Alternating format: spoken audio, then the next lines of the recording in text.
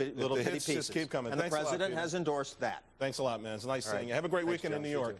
Well, my next guest is a small business owner who says no matter how big or small the jobs bill is, it's going to be a waste because Congress seems to have no clue what companies really need to hire.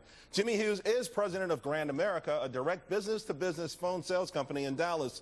Jimmie, so you're saying it just really doesn't matter because these guys just don't know what the heck they're doing anyway?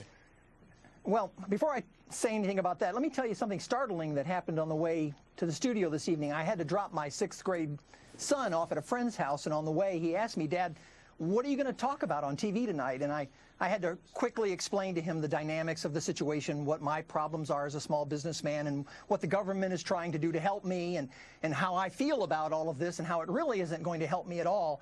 And by the time I dropped him off at his friend's house a few minutes later, this 6th grade boy understood it all. He had a full grasp of the situation. I was amazed. I thought to myself, if my 6th grade son gets it, why can't the people in Washington get it? They need to talk to my 6th grade son. But Jimmie, what part of this is Congress and the president missing? What part of it did your son understand that clicked for him that's not clicking there?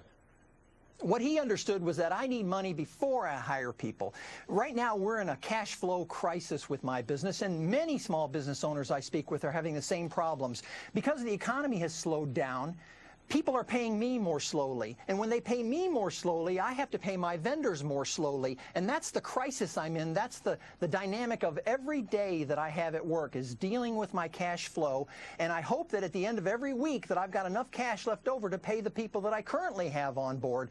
I can't hire anybody until I'm sure I've got enough money in the bank today or next week or next month before I hire somebody. Money after the facts like tax breaks and tax credits, those don't do me any good as far as making my hiring decisions today. So what you're saying, though, is that business overall is pretty good. You're getting in the orders, but people are paying for them at such a slower rate that it's hard for you to make payroll. So if you were able to get this message across to the people in charge, how would they fix it? How would you tell them to fix this? Well, what I'd ask them to do is forget about the tax breaks, forget about all the credits and the $5,000 after the fact. What I need is a loosening of credit right now.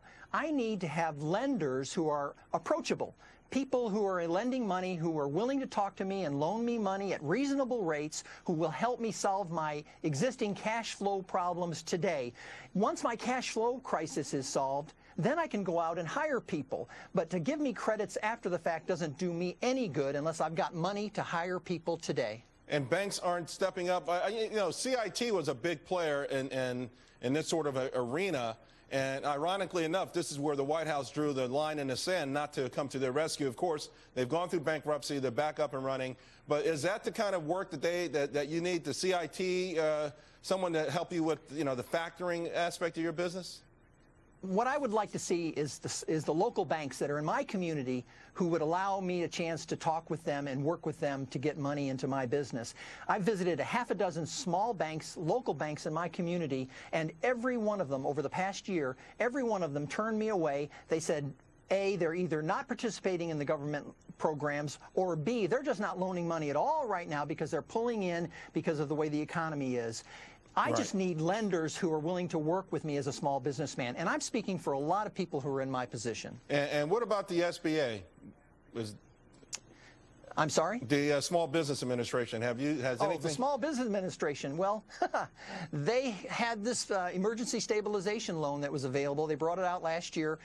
That has really been a total failure. From what I understand, they were unable to fulfill the program. They had $375 million designated as emergency stabilization loans, and from what I've gathered, they've canceled the entire program because they couldn't figure out a way to inject that money into the small business community. Wow.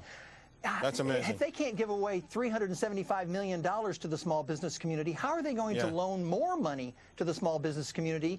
It just seems like they've got the whole thing turned inside out. You're absolutely right. Jimmie, I want to applaud you. I know you used to be a DEA agent. You started your own business. You have a lot of people counting on you.